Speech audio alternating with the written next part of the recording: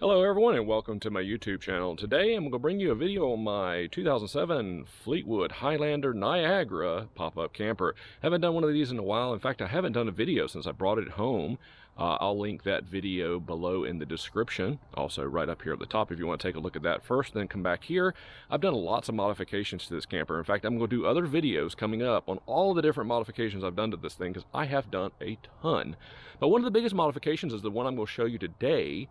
And so let me give you a little bit of detail and history about why I did this modification and why it's so important. If you're looking at buying one of these campers, this is probably a must for a modification, and it's not cheap.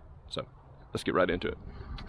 So as you see here on the front, this being a pretty large pop-up camper, we've got two propane tanks that are fully loaded on the front.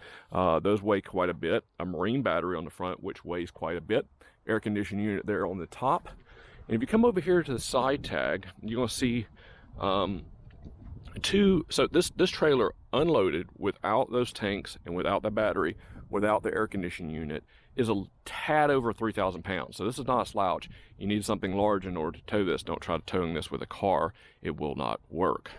So we're looking here at the GAWR. Make sure you can see that here. And so the GAWR is 3,500 pounds, and that is essentially the weight limit on the axle under the camper. Then we go to the next reading, which is GVWR 3970. That is the max capacity of the trailer in itself. In other words, with everything, the frame, the whole thing, you shouldn't have this thing loaded down more than 3,970 pounds.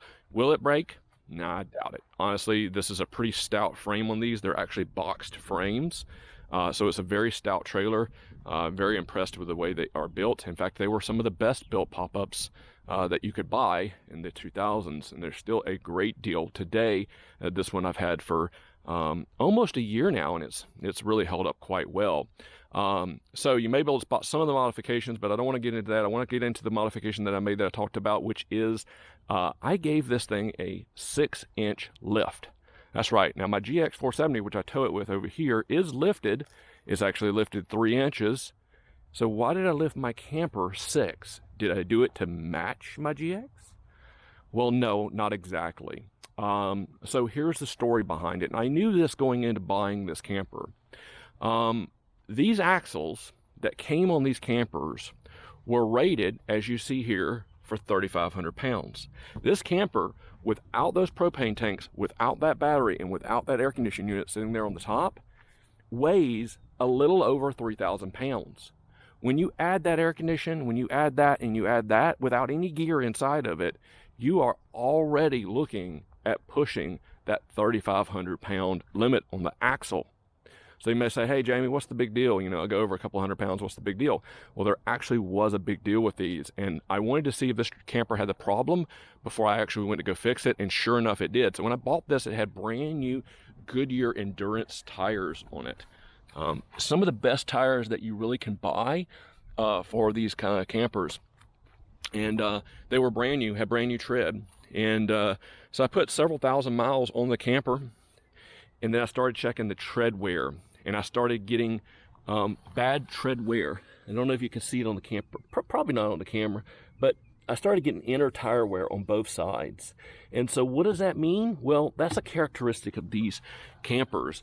The camper had a 3,500 pound axle on it, and it's undersized. And what happens is that when you get all this stuff on it and then you put your gear in there, the axle, which normally is arced like this from the factory, the axle starts to bend like this because of the weight. And what happens is when the axle bends like this, see how if I have tires on each end of my hand here, you would see my tires would be towed out like this. And so your tires, which should last many thousands of miles, end up only lasting a couple thousand miles because they wear out on the inside first. Rotating them doesn't help at all. And so that's what I was having happening. So I bought a tread depth gauge and I started measuring it, and I found out that I had the problem. Now, lots of people are aware of this. You can do searches on the forum and you can find out that this is absolutely a problem on these campers. The only one that didn't have the problem was the one that had 2 axles on it. These really probably should have had 2 axles on them, but because it had one that was undersized. A lot of people end up swapping the axle for like a 5,000-pound Dexter axle. So these came with Dexter axles from the factory. They came with an easy loop system. The easy loop system behind this cap right here allows you to inject grease into the nipple here, and basically from the back forward it will lube the bearings. But so there were Dexter axles. A lot of people replaced them with like 5,000, I think it's 5,500 or 5,700 pound Dexter axles, which is overkill for the camper, for one. But the other thing is, because it steps up to that size, it makes you change lug pattern. So that 57-pound Dexter axle is a 6 lug pattern spindle on the end of it. That means you got to get new wheels. That means you got to get bigger tires, because you got to go up to a 15-inch wheel, which means you got to replace your tires. And that means you got to replace 3 of them, because you got a spare back here. You don't have to, technically. You could, because this is not a vehicle, you could run a 14 on one side and you could run 2 different size tires. But the problem is that your lug patterns change. So it goes from the 5 that came stock to a 6, and so you have to change the wheel, and therefore you have to change the tire. So you're talking about the expense of an axle, you're talking about the expense of new wheels, you're talking about the expense of new tires, and that all adds up, and it's very expensive. So there's drawback number 1. But again, do you want to really replace your tires every couple thousand miles? For me, the answer was no. Now, let me talk about some pros and cons with this, and let me tell you what I actually did and why I still have my factory wheels sitting on this camper today.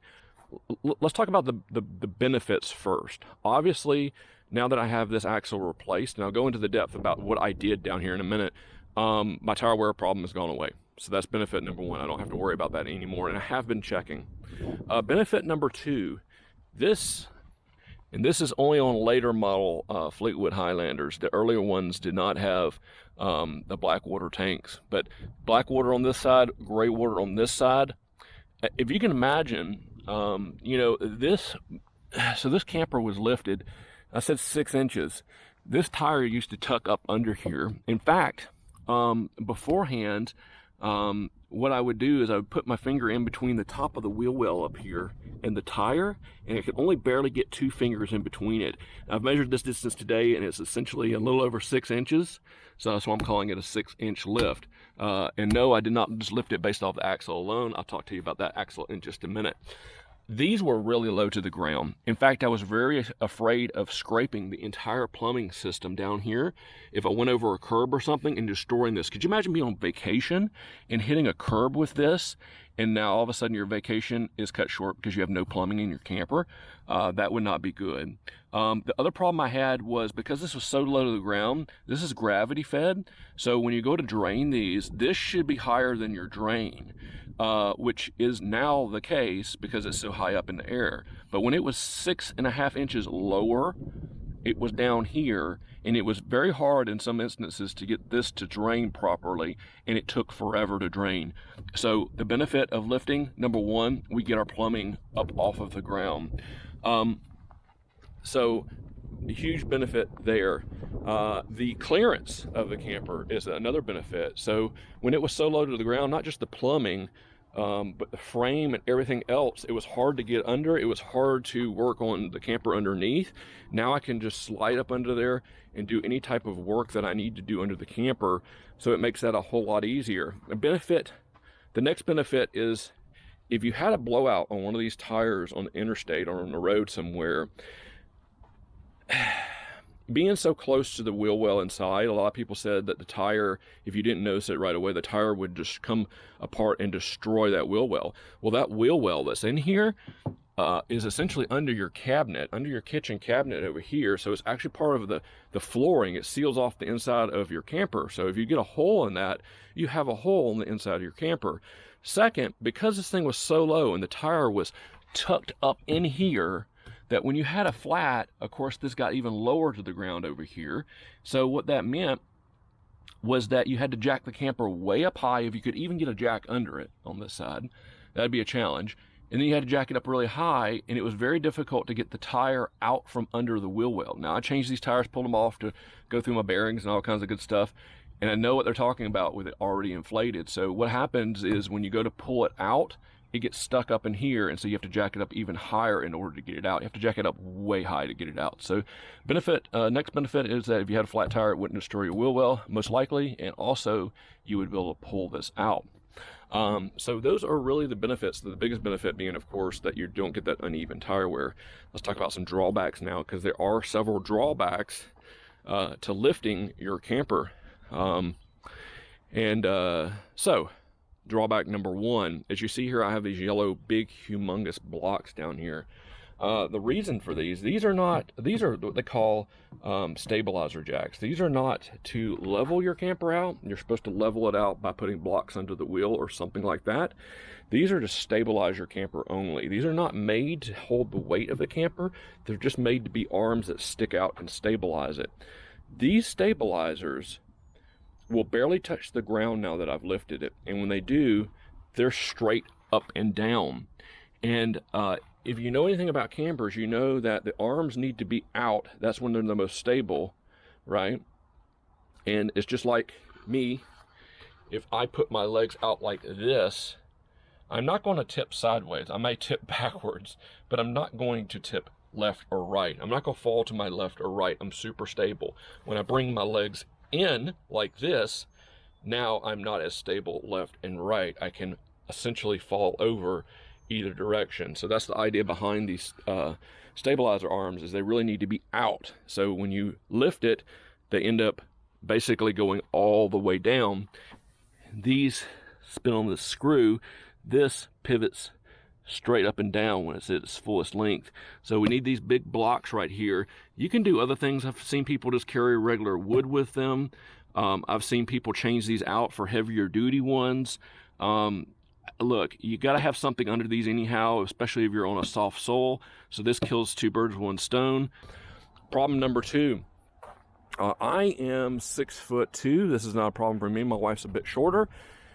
Now that it is higher in the air, these bunks, when we go to pull these bunks out, they are higher. So we're lifting from, way up here, and you can see me, this comes up to almost my shoulder right here. So for my wife's shoulder, she has to really lift up and pull up to get this bunk out. So it's a little bit more challenging.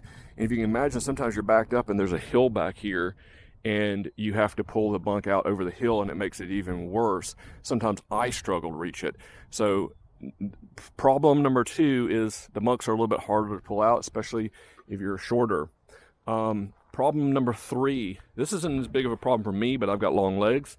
As you see here, we have two steps. This step now, which is a single step, is a pretty high step. As you can see, it is difficult to step in. It's not impossible, but it is pretty high. So we had to buy this little stool off Amazon and fold it up and carry it with us. That gives us the extra step. Not that big of a deal, but it is something to be aware of. The other thing, which is not really a huge drawback, is it is kind of hard to reach the roof. I mean, this thing's almost as tall as me now, and so I have to get on a ladder or something to really clean the roof. Getting up there also requires a ladder. Let's talk about what I did.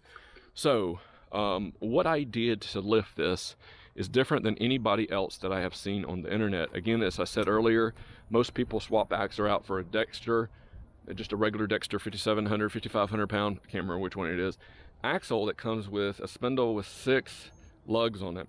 And that means you got to change a lot of stuff. I didn't want to do that. The problem is the axle's weighted at 3,500 pounds. The only problem is the axle, and it bends basically under stock weight. We did try to pull everything out of this thing that we possibly could. I have weighed it at cat scales, and with everything in there, after we cleaned everything out that we possibly could clean out of the camper, I took it down there and it weighed 3,800 pounds. 300 pounds over the capacity of the axle. In my opinion, the axle still shouldn't be bending like that, but it was. So the main problem is the axle. So I reached out to a local trailer place here in my hometown in Pensacola, Florida, and told them about my situation, and they recommended getting a custom axle built from Dexter, which is something I wasn't aware you could do, but apparently you can.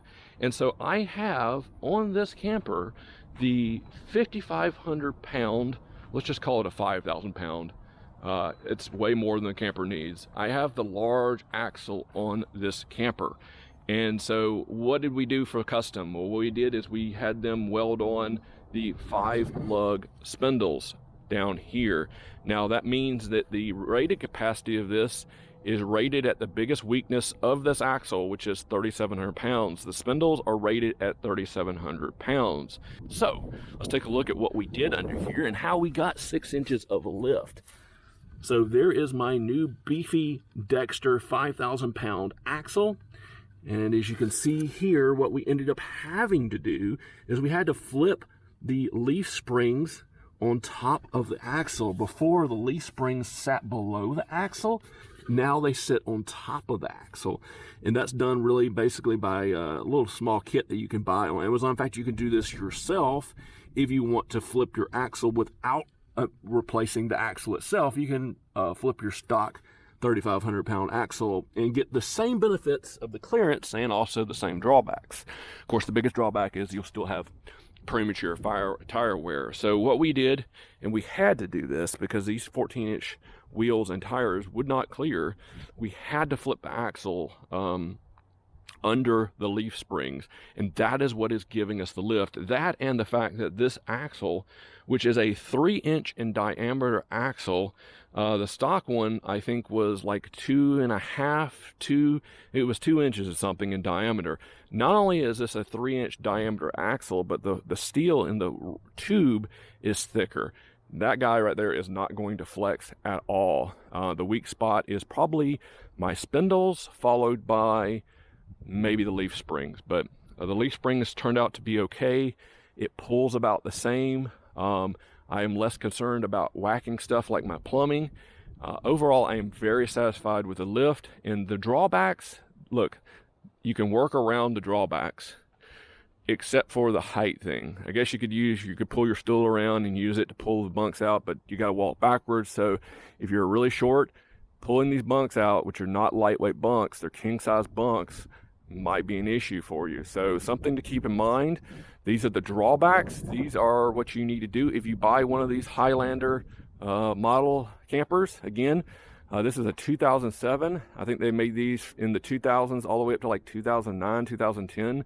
I'm not sure if they ever went away from that Dexter axle. I know this affects many of these models, and the Niagara here is only one. There's several different models. I don't think this affects the one with the dual axles because there's plenty of weight there, distribution if you have 2 axles. But with the single axle models and the high wall, these things were heavy, and from the factory they were underrated. You know, some dry weight with all this stuff removed is a little over 3,000 pounds. That only gives you 400 pounds to put air conditioned tanks and a battery before you are overloading that axle, and overloading that axle did mean it actually bent. So, or flex, I should say. It didn't bend, it would bend back, but you know, going down the road with your stuff in it, it would flex enough to the point where you were wearing out brand new expensive tires. Not good. Anyway, I hope this was helpful for you out there. There's been many people that have lifted their campers.